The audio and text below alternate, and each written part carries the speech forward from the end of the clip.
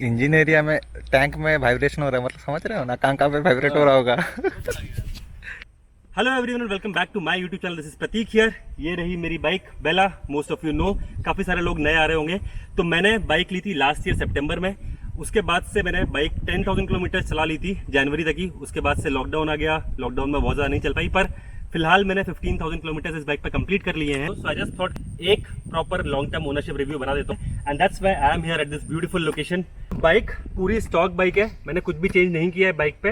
हाँ, कुछ एक्सेसरीज मैंने जो इंस्टॉल की हुई है, जो आप देखोगे आपको दिख रही होंगी काफ़ी सारी एक्सेसरीज।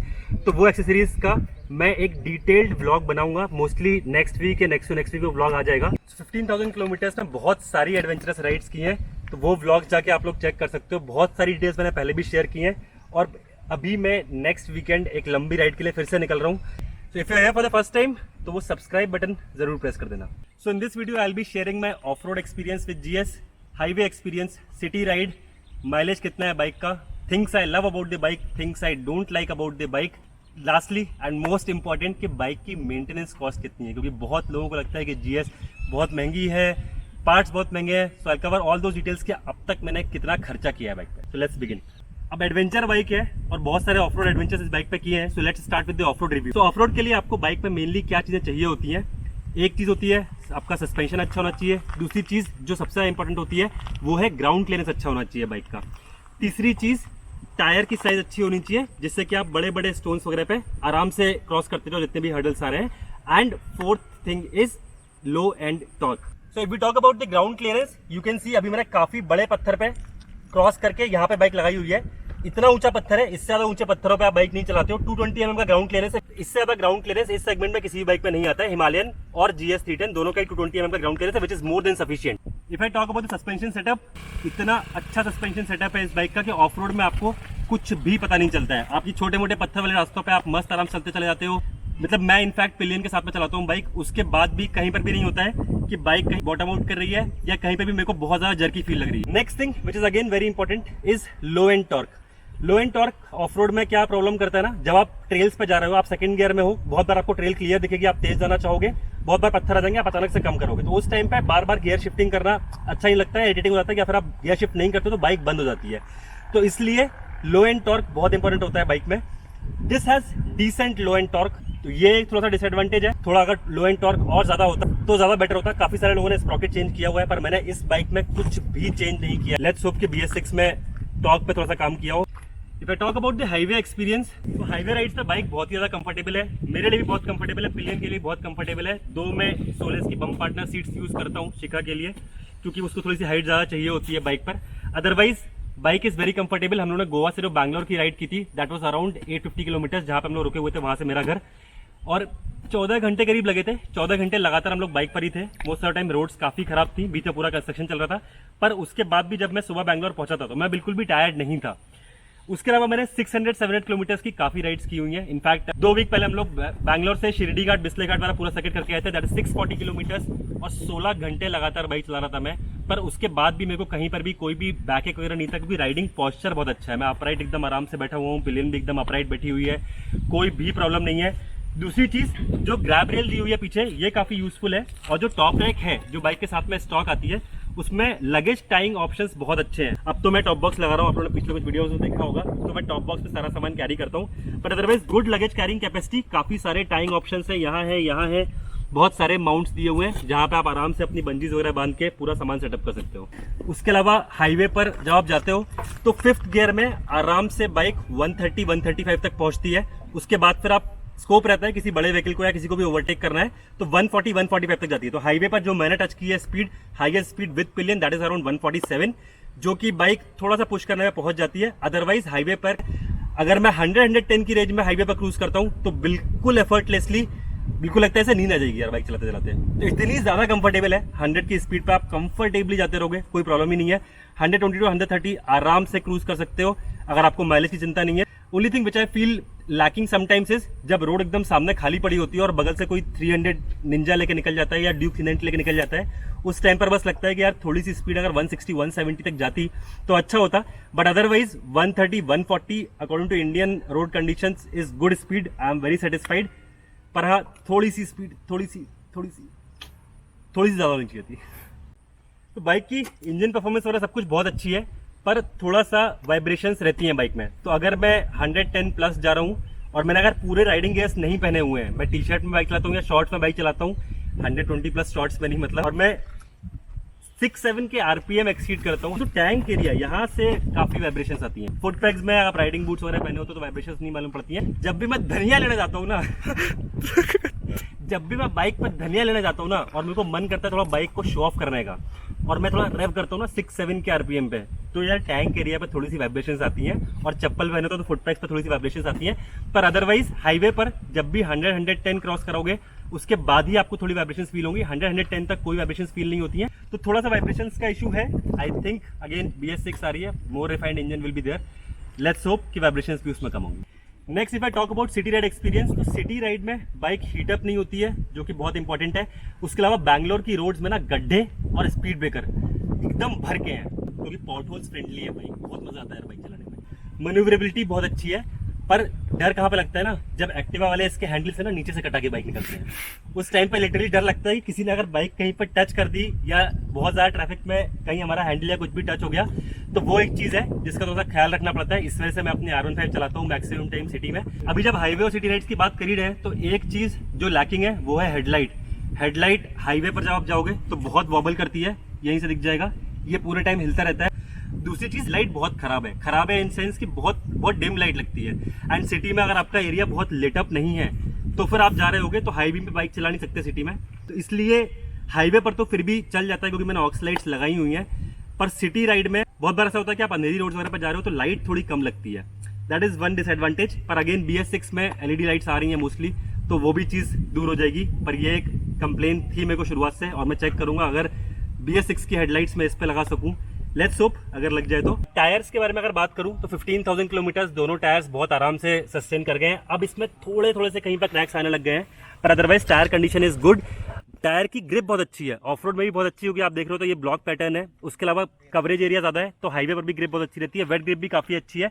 तो मैटजिलर के जो टूरेंस टायर्स है जो बाइक में स्टॉक आते हैं, those are very good. And मेरे को लगता है कि अभी भी दोनों टायर्स में आराम से 5-6,000 की तो अभी लाइफ है ही बाकी, तो 20-22,000 के अराउंड चलेंगे। तो if I talk about mileage, तो अगर आप यहाँ पे देखोगे तो यहाँ पर ट्रिप 2 जो दिख रही है दैट इज 53 किलोमीटर। जब मैं पेट्रोल पड़वाता हूँ तब मैं ट्रिप 2 सेट कर देता हूँ 0 पे, तो 53 किलोमीटर बाइक चल चुकी है, और अभी रेंज दिखा रहा है 256 किलोमीटर। तो रेंज बहुत एक्यूरेट दिखाता है, 256 plus 53 kilometre that is around 310 kilometre की फुल टैंक रेंज है बाइक की, विच इज 11 लीटर्स का टैंक है। तो 11 लीटर्स के टैंक पर माइलेज करीब हो गया 28 का। तो पिलियन के साथ में मैं राइड करता हूँ तो मेरा माइलेज ऑब्वियसली 2-3 पॉइंट्स कम ही हो जाता है, पर मेरे को जो माइलेज मिलता है अगर मैं ट्रैफिक में चला रहा हूँ, बाइक सिटी में चला रहा हूँ, तो 28 के अराउंड मिलता है। हाईवे पर जब मैं चलाता हूँ तो मेरी आदत है यार, मैं हाई एंड की तरफ ही बाइक चलाता हूँ, 120 प्लस ही हमेशा क्रूज करता हूँ। तो विद पिलियन 120 प्लस पे मेरे को 25 माइलेज मिलता है। और जो मेरा फ्रेंड है ही ऑल्सो ओन्स GS, वो मेरे साथ में ही राइड करता है, उसका माइलेज और मेरा माइलेज जब भी हम कंपेरिजन करते हैं, वो सिंगल चलाता है ऑब्वियसली, तो हम जब भी दोनों बाइक्स का माइलेज कंपेयर करते हैं तो उसका माइलेज हमेशा 3-4 पॉइंट्स ज़्यादा होता है। तो उसको फुल टैंक रेंज 330-340 किलोमीटर्स की मिलती है, दैट इज अराउंड 30-32 का माइलेज मिलता है। और वो मोस्टली बाइक 100-110 की स्पीड में चलाता है, तो उसकी जो माइलेज की रेंज है दैट इज अराउंड 28-32। मेरे को जो माइलेज मिलता है with pillion and with luggage setup and everything that is around 25-28। तो फ्यूल टैंक रेंज जो है 310 किलोमीटर की, वो हाईवेज पर तो सही है, कोई प्रॉब्लम नहीं है, क्योंकि आपको हर 20 किलोमीटर पेट्रोल पंप मिलते ही रहते हैं। कभी अगर आप नाइट राइड्स करो, जो कि मैं बहुत करता हूँ, काफी ज्यादा पेट्रोल पंप बंद होते हैं, पर उसके बाद भी इतनी प्रॉब्लम कभी नहीं होती है हाईवेज पर। प्रॉब्लम कहाँ पर होती है, जब आप ऑफ रोड ट्रेल्स पे जा रहे हो दिन में रात में कभी भी, तो आपको पेट्रोल पंप्स उतने ज़्यादा नियर बाय नहीं मिलते हैं। तो उस हिसाब से मुझे लगता है कि जितनी बड़ी ये डिज़ाइन दी हुई है पेट्रोल टैंक की, थोड़ी सी अगर 2 या 3 लीटर की कैपेसिटी अगर बढ़ा दी होती तो बहुत अच्छा होता है। 11 लीटर्स का टैंक है नहीं, देखने से लगता है वो 25 लीटर का टैंक, पर वो सिर्फ डिज़ाइन है। टैंक छोटा सा है इधर अपना 11 लीटर का, तो थोड़ी सी यार टैंक कैपेसिटी अगर बढ़ा दी होती तो इस बाइक में 400-500 किलोमीटर की रेंज होती, विच इज़ वेरी गुड यार, बहुत ही अच्छा होता, पर अफसोस कि वो नहीं है।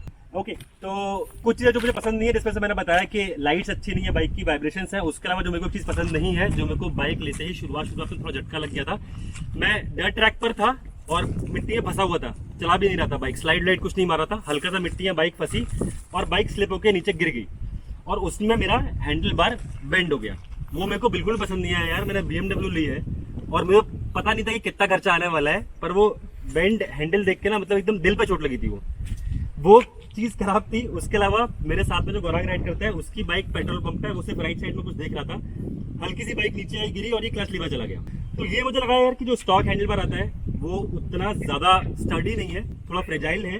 जब मैंने हैंडल बार चेंज कराया तो उतना लंबा खर्चा नहीं था, 1500 का ही था, पर मुझे ऐसा लगा कि यार मैं इतनी ऑफ रोड राइड्स करता हूँ, उस क्लास में बहुत बार गिरा हूँ। अगर मैंने ये बाग बस्टर्स के हैंड गार्ड्स नहीं लगाए होते, और हैंडल बार प्रोटेक्शन बहुत जरूरी है क्योंकि ये दोनों ही चीजें काफी फ्रेजाइल है, और अगर मिरर चला गया तो मुझे जितना पता है कि मिरर का खर्चा शायद 6000 रुपए का है, नहीं अफोर्ड कर सकते। तो अभी जब खर्चों की बात कर ही रहे हैं तो let's talk about the maintenance cost, जो कि बहुत ज़्यादा इंपॉर्टेंट पॉइंट है। बहुत लोगों को इस बारे में क्वेरी रहती है कि मेंटेनेंस कितनी है। तो लेट मी टेल यू, जो सर्विस इंटरवल है वो 10,000 किलोमीटर्स का ही है, और वो रिलीजियसली 10,000 किलोमीटर्स का ही है। 10,000 किलोमीटर से पहले आपको कभी भी ऐसा लगता नहीं है कि बाइक को सर्विस चाहिए। तो सर्विस कॉस्ट ज़्यादा है।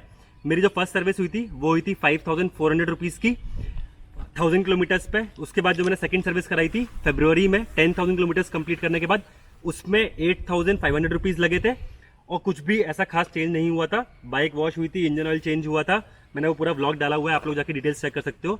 तो बहुत ज़्यादा कुछ चेंज नहीं थे, पर बेसिक जो सर्विस कॉस्ट है वो अराउंड 5,400 रुपीज़ से 6,000 समथिंग रुपीज़ है। अगर आपका छोटा मोटा कुछ ब्रेक पैड या कुछ चेंज होना है, सर्विस कॉस्ट 7,000 to 8,000 पहुंच जाएगी। एंड सर्विस इंटरवल जो है 10,000 किलोमीटर्स का, दैट कम्स वेरी हैंडी, क्योंकि 1 साल या 10,000 किलोमीटर आप अगर लॉन्ग राइड्स वगैरह प्लान कर रहे हो तो आपको ये सोचना नहीं पड़ेगा कि यार मैं इस बंदे के पास में अपनी बाइक मेंटेन करता हूँ या उस शोरूम पर ही मेंटेन करता हूँ तो मैं नहीं कर पाऊंगा। आप वापस पूरा घूम के आ जाओगे, आराम से बाइक मेंटेन कर सकते हो, उसकी कोई प्रॉब्लम नहीं है। तो मैंने अब तक जो मेंटेनेंस पे बाइक पर खर्चा किया है वो 5,400 प्लस 8,400, उसके अलावा जो मेरा खर्चा हुआ है बाइक पे अब तक, उसमें से जो मेरा ये हैंडल बार चेंज हुआ था जो मैंने बताया 1,500 रुपीज़ का, उसके अलावा ब्रेक पैड्स 4,500 किलोमीटर्स लास्ट किए थे, स्टॉक ब्रेक पैड्स थे। फ्रंट वाले अभी तक नहीं गए हैं, 15,000 किलोमीटर के बाद भी उसमें काफ़ी बाइट बाकी है। जो जीएस के ब्रेक पैड्स आ रहे थे दैट वर 1,500 रुपीज़, तो मैंने वो नहीं लगवाए। मैंने ड्यूक 390 के 238 रुपीज़ में किफ़ायती ब्रेक पैड्स लगवाए, और वो किफ़ायती ब्रेक पैड्स मेरे 10,000 किलोमीटर्स आराम से सर्वाइव कर गए हैं। तो अभी तक की मेंटेनेंस कॉस्ट में हैंडल बार 1,500 रुपये, 238 रुपये के वो brake pads, 5,400 first service, 8,400 second service. उसके अलावा सिर्फ और सिर्फ मैं हर दूसरे वीकेंड अपनी बाइक को वॉश करा लेता हूँ, अभी गंदी है, वीकेंड अभी आया है तो हर दूसरे वीकेंड बाइक को वॉश करा लेता हूँ और चेन क्लीन ल्यूब करा लेता हूँ। इसके अलावा मेरा मेंटेनेंस पे अब तक कोई भी खर्चा नहीं हुआ है। हाँ, एक चीज़ और थी, जब मेरी बाइक का एक एक्सीडेंट हो गया था, फ्रेंड बाइक चला रहा था, उस टाइम पे क्लच प्लेट का कुछ इशू आया था, तो क्लच प्लेट का कोई पार्ट चेंज हुआ था जो 3,800 रुपीज़ का चेंज हुआ था। तो ये टोटल मिला के 19,000 अराउंड मेरा अब तक A to Z सब कुछ खर्चा मिला के अब तक का मेंटेनेंस है बाइक पर। मैंने जिस पर्पज से बाइक ली थी मैं बहुत ही ज़्यादा खुश हूँ। मेरे को अच्छी हाईवे पर क्रूज स्पीड चाहिए थी, मेरे को पिलियन कंफर्ट चाहिए था, मेरे को एक ऑफ रोड एडवेंचर के लिए बाइक चाहिए थी, वो सब कुछ, और मेरे को लुक्स अच्छे चाहिए थे बाइक के। इस पॉइंट पे थोड़ा सा गौर फरमाइएगा मेरे को लुक्स अच्छे चाहिए थे बाइक पे। तो वो सब कुछ जिस पर्पज से मैंने बाइक ली थी, आई am very very happy and very satisfied with the bike. अब महंगी है, सस्ती है, मेंटेनेंस कॉस्ट ज़्यादा है, वो सब चीज़ें सब्जेक्टिव होती हैं यार। मुझे कभी वो ज़्यादा लगती है, कभी कम लगती है, आपको शायद वो बहुत कम लगती हो, या कुछ लोगों को वो बहुत ज़्यादा लगती हो। लोग अभी कमेंट्स में हिमालयन से कंपेयर करने लग जाएंगे, KTM 390 एडवेंचर से कंपेयर करने लग जाएंगे। तो यार वो बहुत सब्जेक्टिव है, इट्स योर डिसीजन। तुमको पसंद है हिमालयन, तुम हिमालयन ले लो। मेरे को पसंद थी GS, मैंने GS ले ली। पर हाँ, जिन लोगों को GS लेने का मन है वो लोग शायद इस वीडियो से सेटिस्फाइड होंगे। बहुत ज़्यादा देर से बातें कर ली, बहुत सारे पॉइंट्स मैंने कवर कर दिया। आई होप कि जितनी चीज़ें आप लोग को जाननी ज़रूरी हैं वो सब कुछ मैंने कवर कर दी होंगी इस ब्लॉग में। और इसके अलावा अभी हम लोग नेक्स्ट वीकेंड निकल रहे हैं यहाँ से, काफ़ी लंबी राइड पे। बैंगलोर से मैं निकल रहा हूँ महाराष्ट्र साइड के लिए। कहाँ जा रहा हूँ, क्या जा रहा हूँ, वो सब कुछ मेरे इंस्टाग्राम पे आ जाएगा। पर बैंगलोर से महाराष्ट्र, महाराष्ट्र से फिर MP होते हुए मैं जाऊँगा यूपी, और यूपी के बाद से जाएंगे उत्तराखंड और हिमाचल। तो बहुत सारी लंबी राइड्स अभी करनी है, उसके लिए मैं सेटअप कर रहा हूँ, सैडल स्टे भी लगा रहा हूँ यहाँ पे। तो और ज़्यादा डिटेल्स में आपको बाकी सारी चीज़ें अगर देखनी है तो आगे ब्लॉग्स में दिखती रहेंगी। और बाइक पे बहुत सारी अमेजिंग राइड्स की हैं, तो जाके वो ब्लॉग्स चेक कर लेना, और नहीं तो बहुत सारी अमेजिंग राइड्स आने वाली है। So that's it from this video, hope you guys enjoyed the video. If you did, do like it, comment से बताना कैसा लगा, and do share the video. थोड़े मिसकंसेप्शंस अगर लोगों को हो तो वो क्लियर होने चाहिए। So stay tuned, I will see you in my next vlog. Till then, the road ahead is long and that's where you belong. Bye bye, love you all, don't forget to hit that subscribe button.